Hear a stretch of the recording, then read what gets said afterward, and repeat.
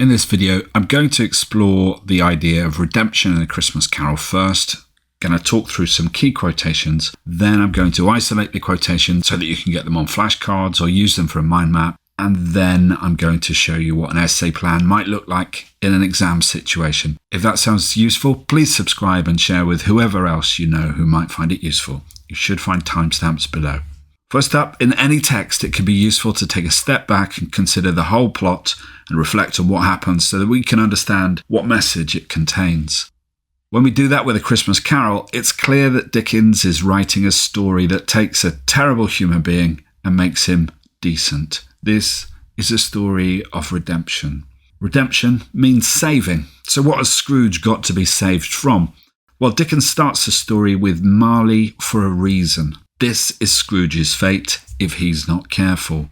Marley tells Scrooge from the afterlife that I wear the chains I forged in life. The reader can see that the character of Marley, and by association, by business partnership, Scrooge has made choices. The chains are not easy to make. They require force and power, choices pursued with energy, as shown with the metaphorical verb forged. This verb also carries the weight of realization and regret in the character, knowing that each choice that was made burdens the soul of Marley, the other covetous old sinner of the novella, the one that is now aware of the sins and unable to effect change. Marley is stuck in purgatory and wants to leave. He wants to save himself. He wants to redeem himself and his old partner. Perhaps this points to Marley's genuine and deep guilt. Perhaps it's Marley's way to escape purgatory. Or perhaps there is some genuine friendship with Scrooge. I'll leave that to you to argue. The chains that weigh him down in the afterlife are the same ones that he used to weigh down other people in the material world. Scrooge's redemption is partially a financial or economic one then. He needs to change from the squeezing, wrenching, grasping, scraping, clutching, covetous old sinner that he's described by the narrator as at the start of the novella. Each time he squeezes interest from somebody, wrenches cash and happiness from a family, scrapes up every last bit that he can, each time will make his redemption less likely and harder. But don't worry, Dickens makes Scrooge seem comically mean to make his redemption seem even greater. Scrooge's name is comically linked to scrouge, meaning to squeeze or press, and is joyfully villainous to say, in the same way that list was. The financial redemption is shown in his generosity in the final stave, the anonymous gift to the charity collectors. This is described as Scrooge whispered in his ear. The verb whispered shows Dickens doesn't want to set an example to his rich readers, allowing them to say that they gave a penny more than Scrooge, and that the character retains a gentleman's discretion by not revealing the sum. He doesn't want public praise. He wants private redemption. Scrooge's redemption is also a familial one. Scrooge's father seems cruel in stave 2, but Fan spearheads Scrooge the Elder's redemption, having somehow turned him into a kinder man. Fan declares that she has come to bring you home, home, home. The simple repetition of home and the exclamation mark at the end emphasize the joy that is provided by the concept and symbolism of home. The home is redeemed, the father redeemed, and this foreshadows Scrooge's own redemption at the close of the novella. In stave 1, though, the reader can see that Scrooge neglects his family in the form of the resilient and ever-trying Fred, but by the end, the narrator describes Christmas with this classically Dickensian incomplete sentence. Wonderful party, wonderful games, wonderful unanimity, wonderful happiness. The repetition of wonderful and breaking it down into its component parts of each syllable simply and elegantly leads the reader to the joy of Scrooge's redemption. We are full of wonder, and we must conclude that if Scrooge can be redeemed, there is hope for all of us. Dickens reserves the idea of responsibility for the greatest dose of pathos in the novella. This is Dickens' most powerful method, and it comes in the character of Tiny Tim. Dickens chooses to focus on a child due to the associated innocence. Who can possibly blame Tiny Tim for his situation? So has Scrooge already been emotionally redeemed when he asks the ghosts of Christmas present to tell me if Tiny Tim will live? The ghost's reply, employing euphemism because it's too harsh to even say out loud, is, I see a vacant seat. The pathos, the feeling of pity, is weighed down with a simplicity. The fact that it's the ghost of Christmas present that says this, not the future, not the ghost of Christmas yet to come, shows Scrooge and the reader that there is real suffering right now that must be addressed.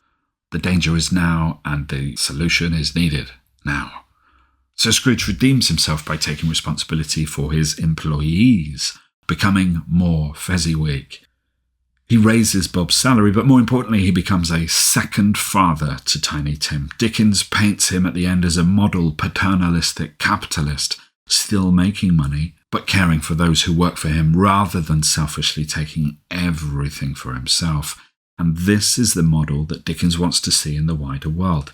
He isn't after revolution. If you've studied and inspected calls, he isn't a socialist like Priestley. He is running his business in what he believes is the best interests of those people that he now cares about.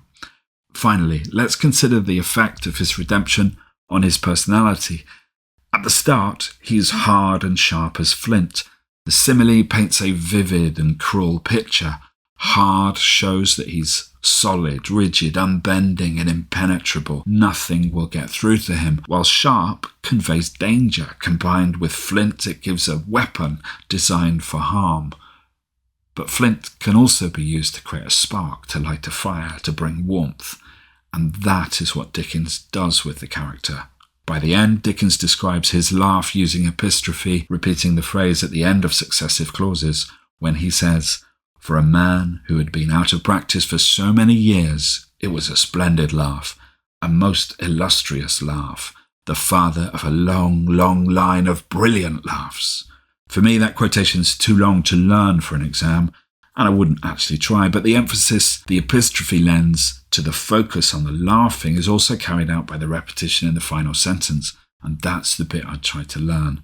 The long, long, and the alliteration of long, long line of brilliant laughs. What's more, it also ties into the quotation of being a second father to Tiny Tim, leaving the reader with a joyful tone. Scrooge is a father to happiness and to real people, making a real difference.